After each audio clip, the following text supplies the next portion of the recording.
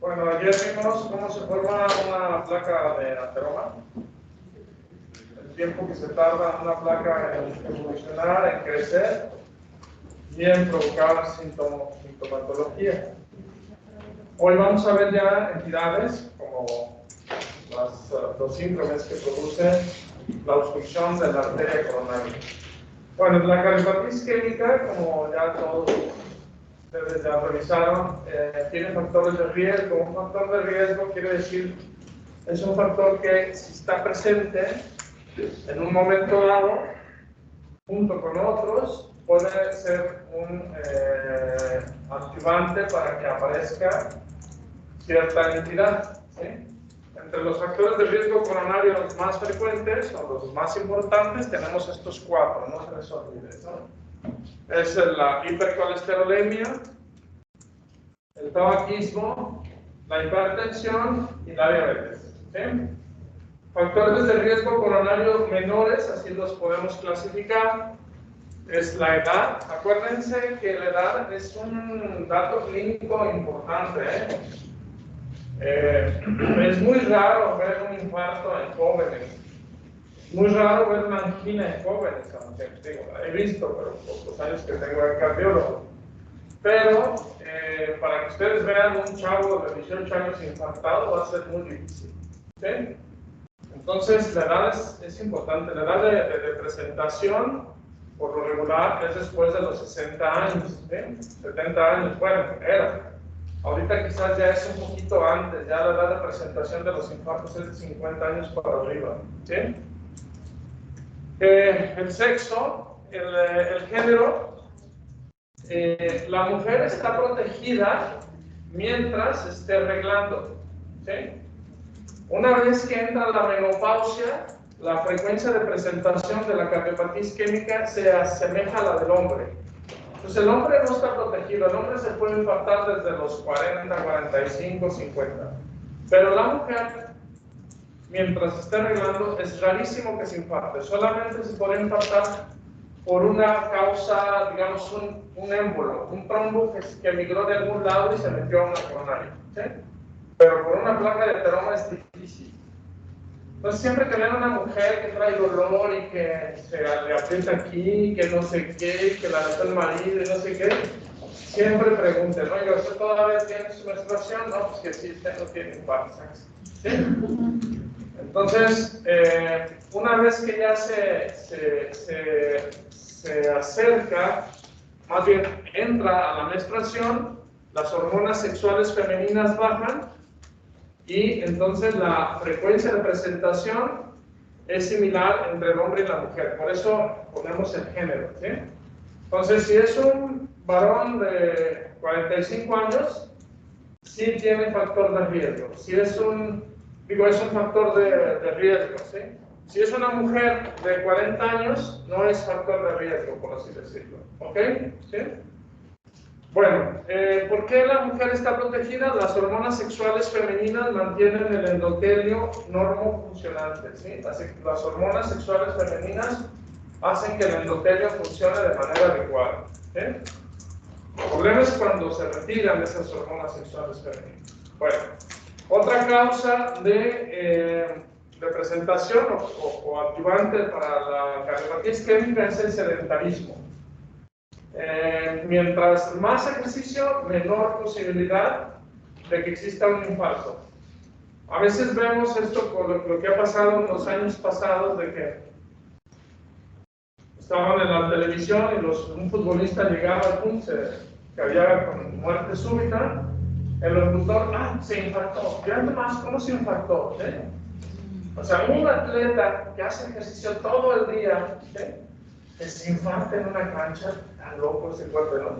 Es una muerte súbita. Este cuate se infartó por una arritmia, o por una estenosis aórtica, o por una miocardiopatía hipertrófica, ¿sí? Esas son las causas de muerte súbita en el atleta. Nada más que muchas veces les dice a uno a los atletas, bueno, a las personas que viven de eso, ¿sabes qué? Tú no puedes hacer ejercicio, ¿eh? ¿Por qué? Porque tienes esta enfermedad. No, pues yo quiero seguir jugando fútbol. Oye, si sigues jugando fútbol te puede pasar esto. No le hace, no es lo único que sé hacer, ¿eh? Gano millones, como que lo deje, pues ahí está, pum, ¿sí? Entonces, esos de que van caminando y, ¡ay! Un infarto, no, van a ver cómo se hace el diagnóstico de infarto, ¿ok? Entonces, el paciente que se muere sin haberle hecho un electro, sin haberle hecho troponina, sin decir que es un infarto, es un error. Lo mismo sucede con los que están sentados ahí, que nada más se recargan, o los que tienen ganas de ir al baño, van al baño y ahí se quedan en el baño. Podría ser un infarto, pero no hemos hecho el diagnóstico, ya eso se les pone muerte súbita. Sobre todo si a ustedes que les va a tocar hacer las actas de descripción. ¿Okay? Bueno, también la dieta rica en grasas de origen animal puede ser un factor de riesgo, ¿sí? Es un factor de riesgo también si los familiares han muerto o han tenido un infarto jóvenes. Sí, oiga, ¿algún familiar de usted ha tenido algún infarto? Sí, mi abuelito tuvo un infarto, ¿de qué edad? De 90 años, eso no es factor de riesgo, ¿sí? Pero si les dicen, no, pues mi papá tuvo un infarto a los 42 años, ay, está muy joven. Ese sí es un factor de riesgo. Entonces, familiares con cardiopatía isquémica, jóvenes, ¿sí? ¿De acuerdo? La disminución de las lipoproteínas de alta densidad, las buenas, también es un factor de riesgo, y elevación de las apoproteínas es otro factor de riesgo. Bueno, ¿cuál es el problema? El problema es la aterosclerosis, es decir, la producción o formación de una placa que se forma en las arterias coronarias. Y acuérdense que tenemos dos arterias coronarias, ¿sí? La coronaria derecha y la coronaria izquierda. La coronaria derecha ya vimos su anatomía, ya se saben todas esas ramitas, ¿sí? Entonces, nada más hay que acordarnos qué pasaría si se tapa la coronaria derecha casi a nivel del origen. Ok, si se tapa completamente sucede un infarto, si se tapa parcialmente puede tener angina. La angina y el infarto es lo mismo, nada más en diferente tiempo, ¿sí? ¿De acuerdo?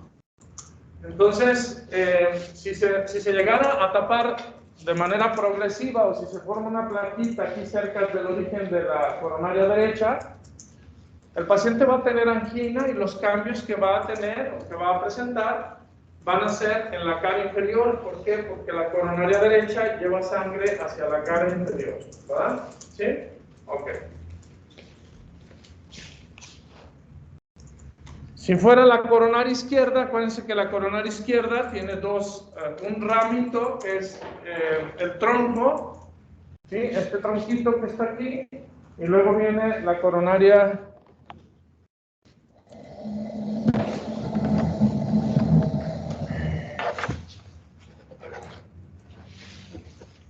Este es el tronquito que vemos, el tronco de la coronaria izquierda, y luego viene la descendente anterior y la circunfleja, ¿sí?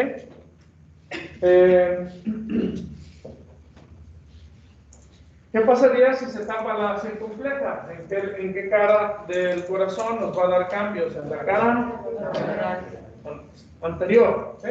La descendente anterior. En la cara anterior. ¿Y la circunfleja? En la cara lateral. ¿Se prende, ¿no? Okay. ¿Se pone pilas, no? Ahí está. No se ve. Bueno, con el dedo. Entonces, circunfleja y descendente anterior, ¿sí? ¿Qué pasaría si se tapa el tronco? Todo el ventrículo izquierdo, ¿sí? Es la enfermedad más grave que hay, más grave que el cáncer, ¿sí? La enfermedad del tronco.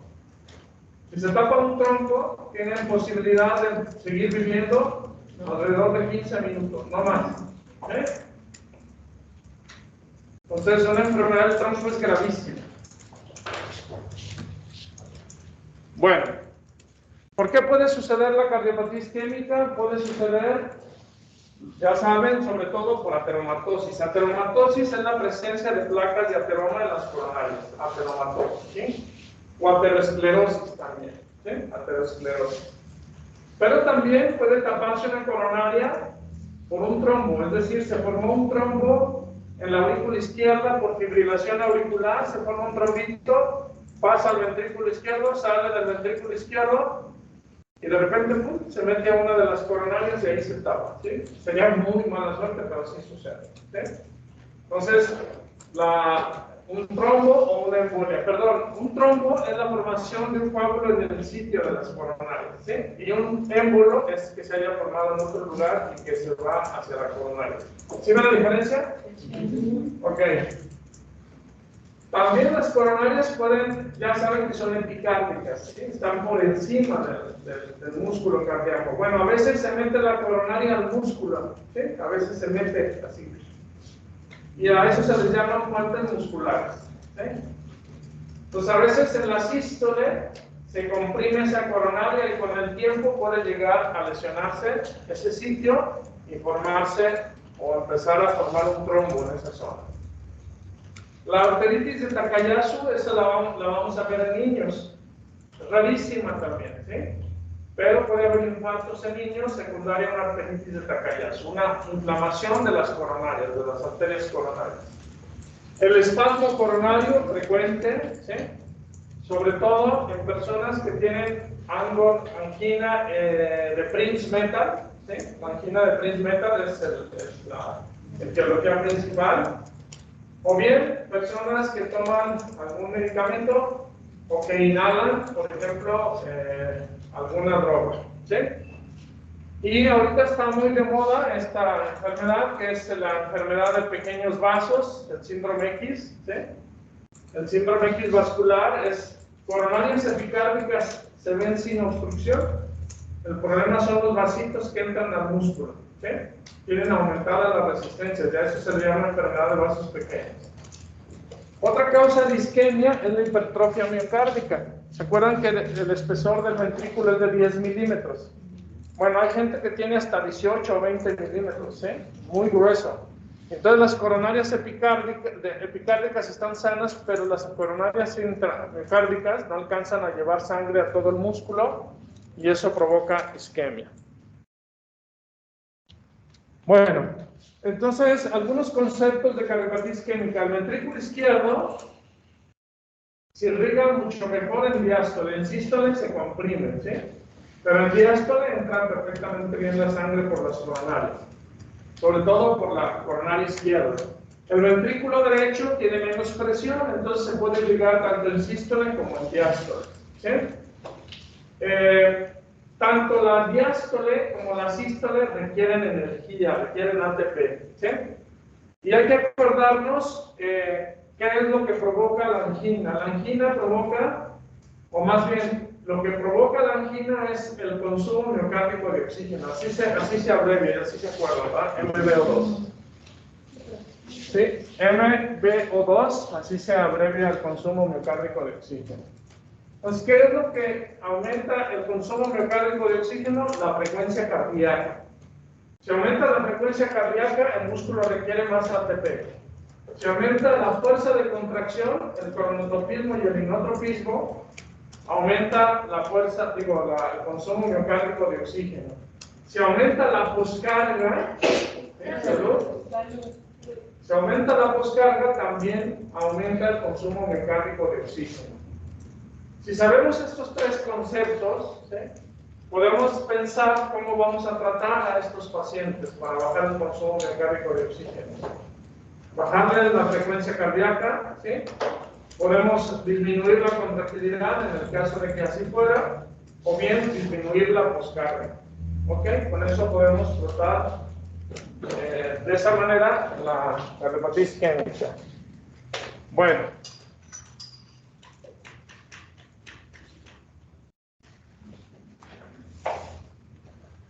Ya saben, este ya lo vimos, creo, ¿no? Una placa de ateroma, ¿sí? Una placa de ateroma puede disminuir la presión de perfusión miocárdica mientras la obstrucción no alcanza el 70% de la luz del vaso, la circulación intramiocárdica es normal. Pero si la persona aumenta el consumo miocárdico de oxígeno, entonces puede producir o necesita que le llegue más sangre a ese músculo, y al no poder, porque existe una obstrucción, va a cambiar su metabolismo aeróbico al anaeróbico. Vamos a ir aquí. Si un paciente tiene un consumo miocárdico de oxígeno constante, es decir, el paciente se mantiene con frecuencias de 60 a 90 todos los días, no sube la presión, ¿sí? La contractilidad no aumenta, aunque tenga una plaquita de ateroma no va a tener angina. Pero si ese paciente está haciéndole la parada al camión y se va al camión como 500 metros y ahí va corriendo hasta alcanzarlo, ¿sí? ¿Qué hizo ahí? Incrementó el consumo miocárdico de oxígeno. Y si trae una plaquita, ahí en el camioncito va a sentir su angina, ¿no? Nomás va a empezar a sudar, a sentirse así, ay, caracas, ¿sí?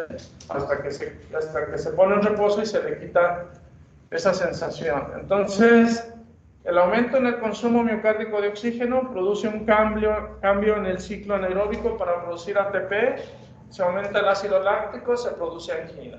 ¿Ok? Eso ya lo vimos, ¿verdad?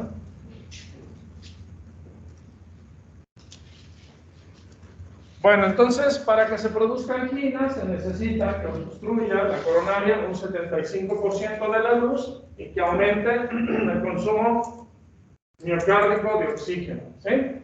A veces, cuando el consumo miocárdico de oxígeno está normal, el paciente no tiene síntomas, pero si aumenta, se va a provocar un cuadro de angina. ¿Qué pasa si esa obstrucción no se corrige?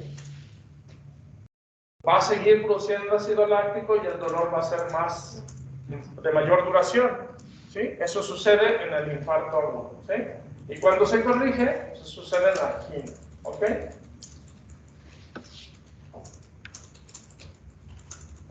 ¿Cuáles son las consecuencias de que disminuya el ATP a nivel del músculo cardíaco? Estas son las consecuencias. Acuérdense que la sístole y la diástole requieren un ATP. Si hay disminución en el ATP, entonces la relajación va a estar disminuida, es decir, alteración en la diástole. Si la relajación está disminuida, puede presentar una especie como de rigidez y se va a manifestar como un cuarto ruido, ¿sí? Pues podemos encontrar un cuarto ruido. El cuarto ruido es típico de la isquemia miocárdica. Paciente que está teniendo un infarto en ese momento, aparece el cuarto ruido, ¿sí?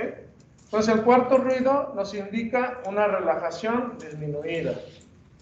Si aumenta la presión, si no se mueve bien, va a aumentar la presión diastólica. Si aumenta la presión diastólica por arriba de 25, ¿qué va a pasar? Va a empezar a tener estertores crepitantes, el líquido se va a acumular en pulmón y el paciente puede llegar a edema agudo de pulmón, ¿sí? Entonces un paciente isquémico de manera súbita puede pasar de estar normal a tener dolor e inmediatamente puede llegar a un edema agudo de pulmón. Y también puede ser un sustrato para arritmias. La isquemia puede provocar que se exprese en otros switch, por así decirlo, otros sitios donde se estimule, donde se activen algunas células, y puede haber tanto estímulo eléctrico a través del nodo sinusal y a través de focos que serían focos ectópicos. Entonces, si se fijan, las consecuencias de la cardiopatía isquémica puede ser alteraciones en la relajación, aumento en la presión diastólica del ventrículo izquierdo y puede ser un sustrato de arritmias.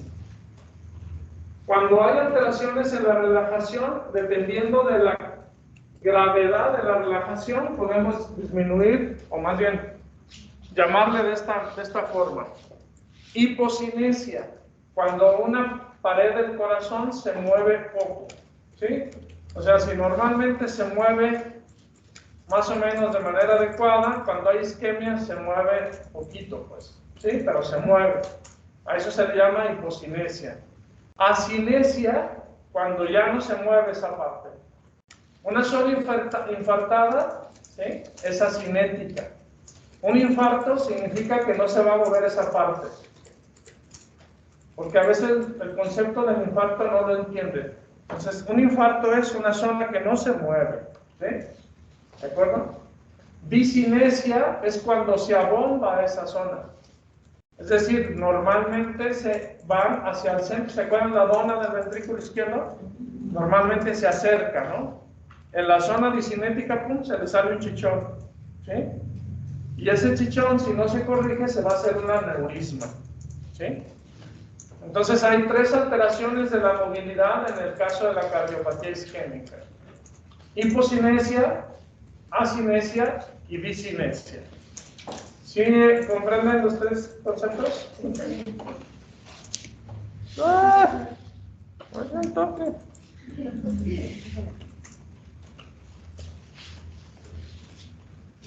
Bueno, esto lo vemos después. ¿Cuáles son los cuadros clínicos de la cardiopatía isquémica? Son dos grandes grupos: la angina estable y los síndromes coronarios agudos. ¿Sí? Angina estable y los síndromes coronarios agudos. La angina estable la vamos a ver hoy, y los síndromes coronarios agudos son tres: angina inestable y el infarto agudo del miocardio. No digan infarto al miocardio. ¿Ustedes han oído decir a algún neurólogo: tuvo un infarto al cerebro? ¿Un infarto al riñón? Pero se han oído médicos que dicen: tuvo un infarto al miocardio. Es del miocardio, ¿ok? Si yo oigo que dicen al miocardio, les voy a bajar un punto, ¿ok? Oh. Bueno. Entonces, sí. Infarto agudo del miocardio sin elevación del ST y el infarto agudo del miocardio con elevación del ST, ¿ok?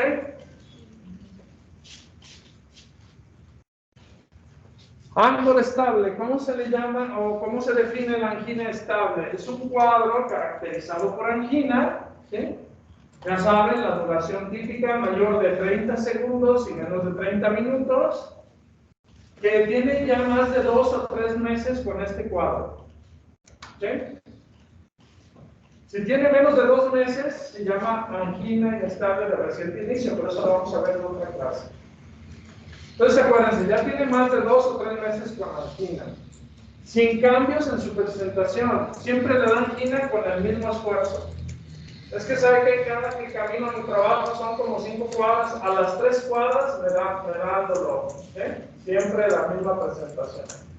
Siempre que me aviento mi carnita asada con mis choricitos y no sé qué, me da dolor, ¿sí?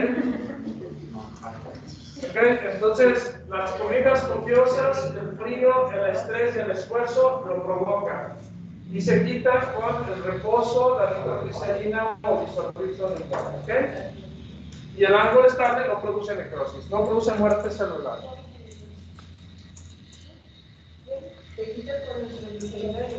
Ahí, sorbido sublingual. Acuérdense que el ángulo se llama ángulo también porque ángulo significa dolor, ¿eh? Pero a veces no es dolor lo que siente. A veces nada más es una sensación de falta de aire. A veces una sensación de apretón aquí en el pecho. ¿Sí? Cuando no dicen exactamente que es un dolor, podemos llamarles equivalentes de angina. ¿Sí? Equivalentes de angina. ¿Saben qué? Cada vez que hago este esfuerzo así, me desmayo. ¿Sí? O cada vez que hago este esfuerzo siento falta de aire, pero ya nomás me quedo tranquilito y se me quita. ¿Sí? Pero una falta de aire seria, no cuando corre uno y que está. ¿Sí? Entonces, en el grupo de pacientes que más vemos esto es en el grupo de pacientes de la tercera edad, por ejemplo, los ancianitos son los que tienen más equivalentes de angina que las personas más jóvenes. ¿Ok? ¿Sí entienden lo de equivalente de angina? ¿Sí? También el cambio del dolor a no ser opresivo y más como piquetes en el pecho podría ser. No, piquetes no es angina, ¿sí? Acuérdense que necesita cambiarse el ciclo y luego que el ciclo de Krebs esté para allá la enzima deshidrogenasa láctica y que no sé qué, y que ya entró el ciclo anaeróbico y se forma ácido. No alcanza con un piquete, ¿sí? Tiene que durar más tiempo. Los piquetes no, ¿sí? Ni en pacientes seniles. Ni en pacientes seniles. Si el paciente senil le dice, tengo unos piquetes aquí que me atraviesan hasta la espalda, no es angina, ¿ok? Bueno, entonces una placa de ateroma, ya saben, la causa de la angina estable, y la placa de ateroma es una combinación de varias cosas. Entre ellas tenemos la placa, el núcleo lipídico, ¿sí? El núcleo lipídico, y encima de ellas tenemos una capa de fibras de colágeno con células musculares lisas. Este corte de coronaria tiene una obstrucción de más del 70% y estoy seguro que en este paciente tenía angina. ¿De acuerdo? Vean una arteria coronaria aquí, la coronaria derecha, cómo tiene una obstrucción, ¿sí la ven? Y cómo con una angioplastía se le abre, se rompe esa placa de ateroma y se quita en este caso, la angina. Bueno, no sé por qué apareció acá. ¿Cuál es el cuadro de la angina estable? El cuadro es el siguiente. Es el ángulo típico, que puede ser ángulo típico o bien un equivalente de angina. Número 1. Número 2, cuarto ruido. Acuérdense que las alteraciones de la relajación provoca cuarto ruido. El cuarto ruido va a ser únicamente cuando tiene la angina. Cuando ya no tiene la angina se quita el cuarto ruido, ¿sí? Entonces se escucha un trato, ¿sí? ¿O no? Se escucha trato, trato, trato, ¿sí? Trato, ¿ok? Cuarto ruido pegado al primer ruido, ¿sí? Trato, trato, trato, trato, TRA, trato, trato, ¿sí? Ok, acuérdense que esos son los sitios donde aparece el dolor. Puede ser precordial, irradiado hacia el brazo izquierdo por la cara interna. Vean, nada más que este está de este lado, del lado derecho, pero debe ser por la cara interna del brazo, antebrazo, ¿sí? Y los dos dedos, el cuarto y el quinto dedo. ¿Sabes qué? Me está dando unos piquetes aquí en el pecho, traigo un dolor aquí en el brazo, se me viene el brazo. Incluso la gente se soba el lado que va por el dedo gordo, ¿sí? Por el quinto espejo. Ya cuando dicen eso no es angina, ¿sí? Pero si dicen, no, ¿saben qué? Traigo unos apretoncillos y se me viene por aquí con la mano así. Oh, esa es angina, ¿ok? Por la cara interna, ¿sí? Por la cara interna, por la cara externa no, ¿ok? O si ponen todo el brazo, es que siento apretón, necesito. Como que no, tiene que ser más bien por la cara interna. Puede ser brazo izquierdo, brazo derecho. A nivel precordial, se puede ir hacia la espalda, hacia la mandíbula, nunca por arriba del maxilar inferior, nunca. Traigo un dolor aquí en el pecho, se me va hasta la cabeza y luego se me viene para acá. Se me va para acá y luego por acá, me da la vuelta, luego se me viene acá. No es angina, ¿ok? Se puede ir hasta la espalda, ¿sí? A la espalda o bien al epigastrio. Muchas veces, si tiene factores de riesgo, si el dolor aparece con el esfuerzo, y aunque sea epigástrico, y si tienen dudas, ¿sí? Pueden mejor pedirle un electro y darle melus, ¿sí? O sea, a lo mejor es una gastritis, pero me ha tocado ver muchos pacientes que empiezan con dolor en la región epigástrica, los catalogan como gastritis hasta que se infartan, ¿no? Y ya llegan a urgencias infartados. Entonces tengan cuidado con eso. Si ya nosotros clínicamente pensamos que es una angina, yo le mando a hacer un electro, es un estudio barato, o incluso ustedes lo pueden tener en su consultorio, y el electro nos va a dar cambios durante el dolor. ¿Sí? El electro nos va a dar cambios durante el dolor. De tal manera que si llega con ustedes un paciente con angina y ya no tiene dolor y le toman un electro, puede ser completamente normal el electro. ¿Sí? ¿Ok? Bueno, entonces, ¿cuáles son los cambios más frecuentes en el electrocardiograma? Es la onda T negativa y simétrica. onda T negativa y simétrica. Eso nos habla de isquemia subepicárdica. ¿Sí? Acuérdense que la onda T tiene una fase ascendente lenta y descendente rápida, o descendente lenta y ascendente rápida.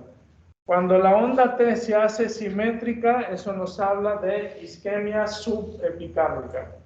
Cuando se va hacia abajo, ¿sí? Subepicárdica. ¿Sí? Ok.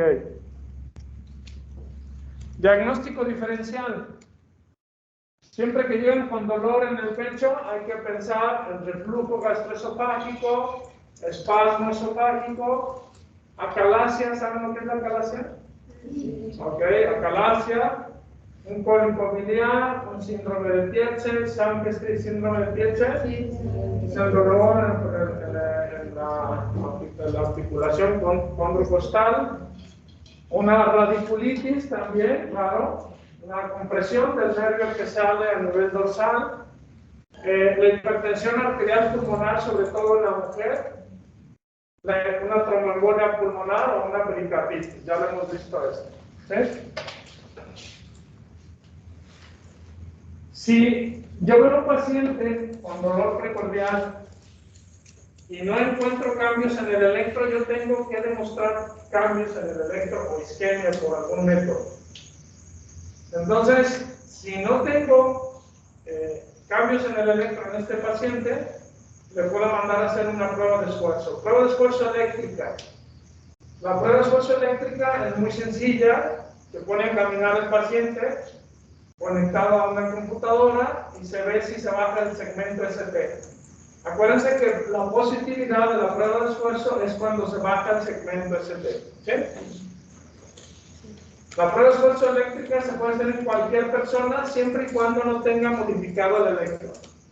Si tiene bloqueo de rama izquierda o bloqueo de rama derecha, si tiene sobre todo esos dos bloqueos, ¿sí?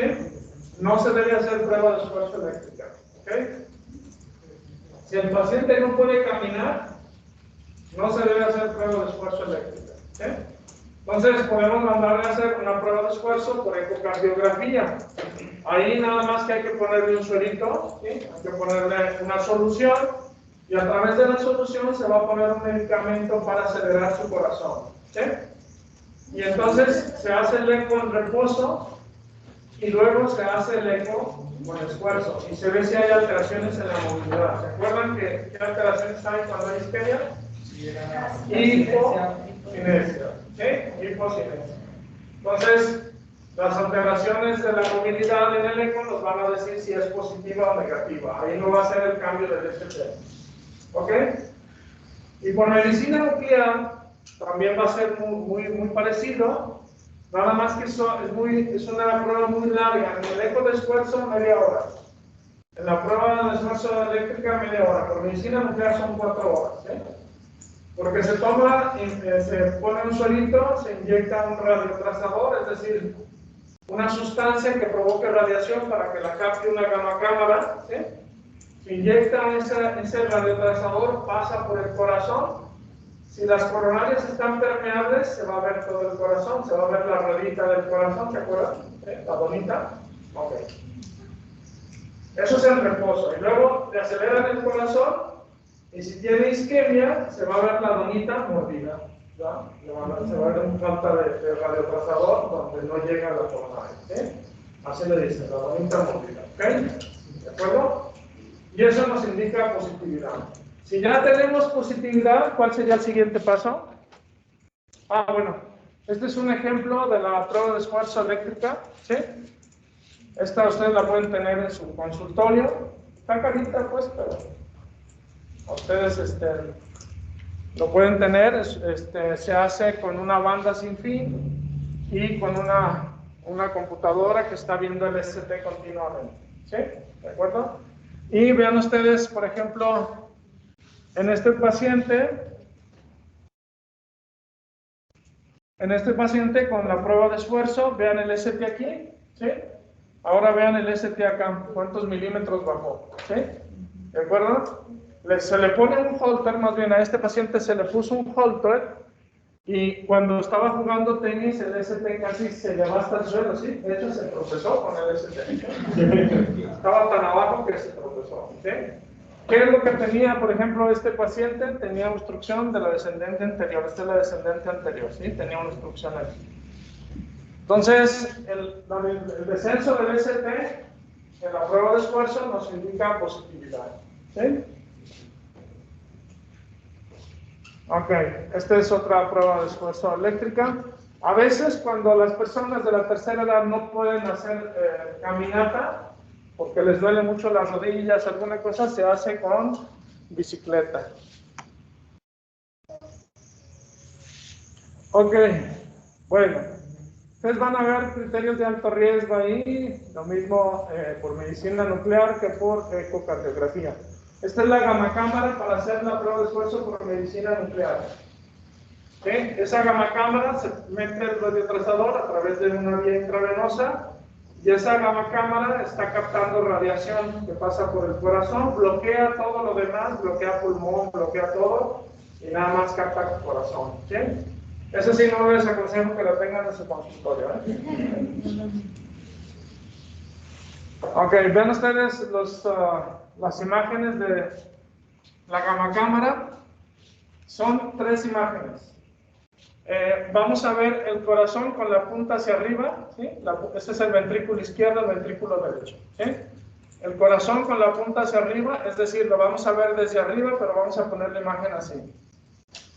Esto sería el septum, la punta y la cara lateral, ¿sí? Entonces, septum, punta y cara lateral. Y luego, este es el corazón visto de arriba. Ahora lo voy a ver de lado, ¿sí? Lo voy a ver de lado y se ve la herradura de esta forma. Entonces aquí la cara anterior, la punta y la cara inferior, ¿sí? Y luego veo la donita, ¿sí? La donita del ventrículo izquierdo. ¿Qué pasaría si un paciente tiene tapada, por ejemplo, la coronaria derecha? ¿Sí? Vean el septum, punta, cara lateral. Septum, punta, cara lateral, se ve bien. Pero vean esta imagen de aquí. La parte de la cara anterior bien, la punta bien, pero ¿qué desapareció? La cara inferior. ¿Sí? Y si vemos la donita, aquí le dieron una mordida en la cara inferior. ¿Sí? ¿Ahora sí? ¿De acuerdo? Entonces, la verdad es que el gammagrama es muy sencillo, ¿no? Los médicos nucleares dicen, médico nuclear, nomás lo único que hacen es leer esto. ¿Ok? Bueno, y así lo reportan. ¿Sí? Por ejemplo, este paciente tenía isquemia en la cara anterior, ¿sí? En la cara anterior y tenía tapada aquí la descendente anterior. Ok, el ecocardiograma, muy sencillo. Se acuesta la paciente, tiene una enfermera, le pone una sustancia para acelerar el corazón y lo que vamos a ver es una hipocinesia. Por ejemplo, vean aquí este eco, vean cómo se acercan las paredes, ¿sí? Y vean acá arriba, como tiene isquemia en esta zona, cómo se queda, ¿sí? La parte de abajo sí se acerca, pero la de arriba no. ¿Sí lo ven? Entonces, esta es una prueba de esfuerzo positiva para la cara anterior. Se puede cambiar de color, ¿sí? Y vean, por ejemplo, vean, este es un paciente, cómo se mueve, cómo se acerca, y cuando se le provoca isquemia, cómo se queda o sea, no se acercan las paredes. ¿Sí lo ven? También el eco es apreciativo, ¿sí? Es lo que dice el operador, que lo está viendo. ¿Sí?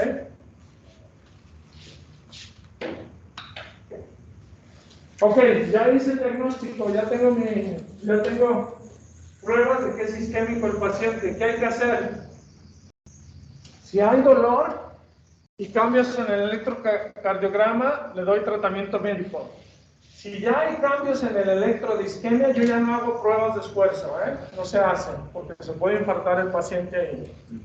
Si no tiene isquemia, entonces sí tengo que buscar la isquemia. Ok, si el paciente tiene dolor más cambios, le doy tratamiento médico.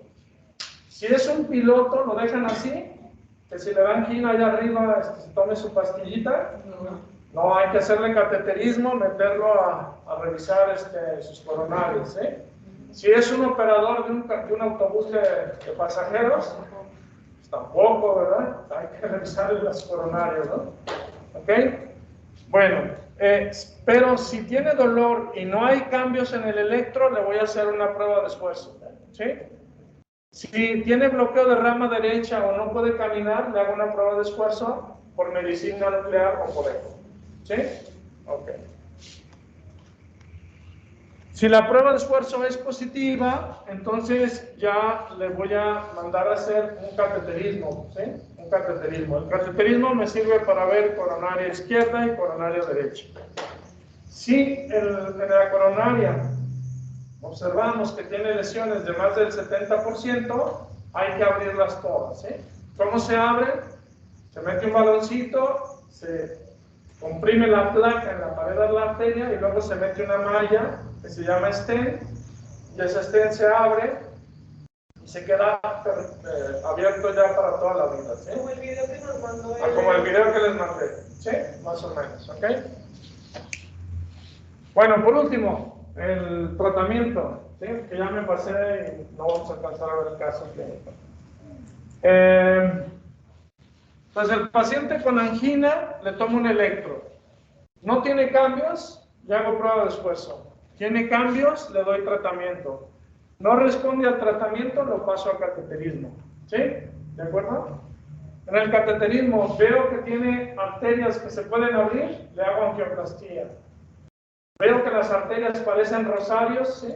Muchas lesiones, y no puedo abrirlas, entonces mejor le pongo bypass. O sea, puentes, saco las venas, la vena safena, y la vamos a suturar en la aorta y la vamos a suturar la otra parte por delante de la coronaria de donde está obstruida. ¿Sí? Esos son los bypass. ¿Ok? ¿Sí? ¿Y eso no afectaría la circulación del miembro a la que se le quita la vena? No, porque la safena, en las venas tenemos dos grandes venas, la profunda y las superficiales, ¿no? ¿Sí? Bueno, hasta aquí la vamos a dejar. ¿Qué horas son? 42. ¿Dudas en casa? No, doctor. Así como, no entendí nada. Ok, vamos a ver el caso que vamos a repetirlo porque si no, no nos va a alcanzar. Ok, acuérdense, 67 años, masculino, con factores de riesgo coronario, llega con dolor opresivo de 1 hora de duración, se acompañó de diaforesis y vómito, y no tiene hemorragias, no tiene enfermedad sinopéptica, no tiene enfermedad cerebral, no le han hecho punciones en la subclavia ni en la yugular, ni le han hecho RCP. El electro dijimos que tiene elevación del segmento ST de 2, de 3 y AB. ¿Sí? ¿Ok?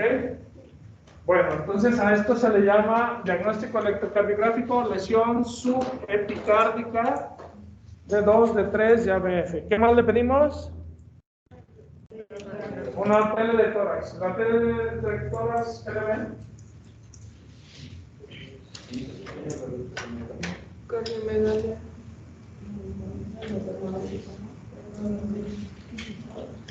Si te fijas, la punta está levantada. Bueno, si es tele de tórax, ¿dónde está? Sí. Ok. Está viendo hipertensión menos grado 3, porque ya no tiene los nódulos cardiogénicos. Ni el 3 no tiene el ángulo cardiogénico ni el Entonces, a ver qué les llama la atención, igual que en el otro paciente es fumador, ¿verdad? Me decían que tiene aumentado arriba. Sí. Está como O sea, no parece el tipo campana, ¿verdad? Así, arriba y hacia afuera. Tiene ancho acá arriba, ¿no? ¿Sí? Por el cigarrillo. Tiene datos como de enfisema pulmonar, ¿no? ¿Ok? ¿Qué más tiene?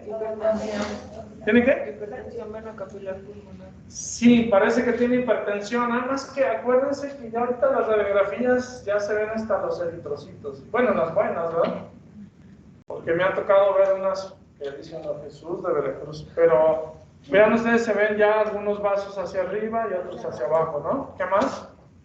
La aorta es muy frecuente que lo escriban. ¿La aorta qué le ven? ¿Qué le ven? Sí.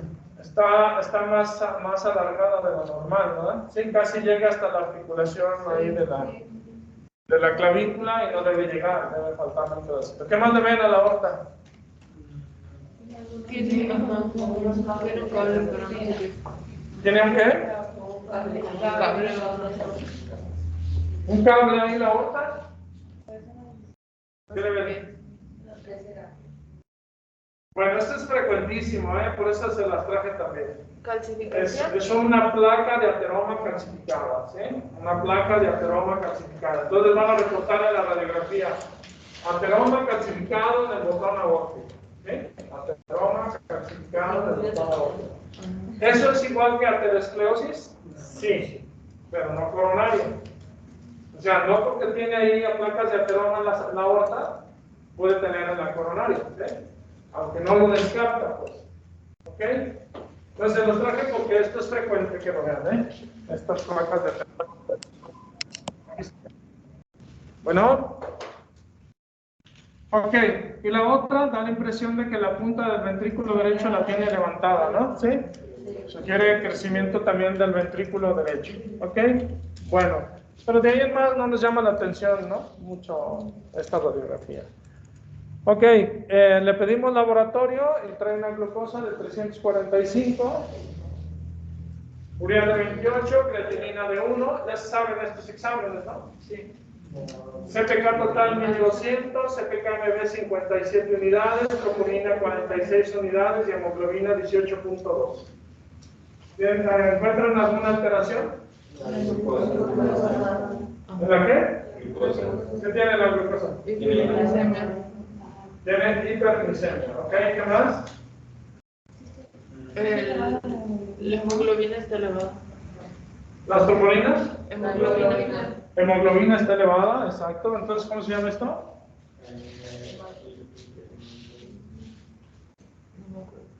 ¿Cómo se llama? Poliglobulia, ¿sí? Poliglobulia. Ok, ¿qué más? No sé los niveles de CPK. ¿No se lo saben? Bueno, se los tienen que buscar y los tienen que aprendérselos, ¿sí? O cuando menos anotarlos, porque imagínense que llega a urgencias, doctora, su paciente tiene 1200, pues espérenme, no ver cuánto da. O aquí tiene 1200, córrale, ¿sí? Está muy elevado. ¿Sí? Está elevada la CPK total, la CPK-MB y la hemoglobina. ¿Qué quiere decir CPK-MB? ¿Alguien sabe? Es la fracción del músculo que Es la fracción de la enzima porque es una enzima que se encuentra en varios lugares para ir de fracciones. Entonces la MB es la de músculo cardíaco. Ok. Sí, acuérdense, la creatinfosfoquinasa está en el músculo esquelético, en el músculo cardíaco y en el cerebro. En el cerebro se llama CPK-MB. En el músculo esquelético CPK-MM. Y en el corazón CPK-MB. ¿Sí? De muy bien. ¿Sí? Ok, por último. Por el fin de semana, que Robin no tiene nada que hacer ustedes. ¿Okay? Bueno, esto lo vemos aquí. Tampoco tiene muchos trabajos. Sí. Bueno, ok, lo vemos aquí.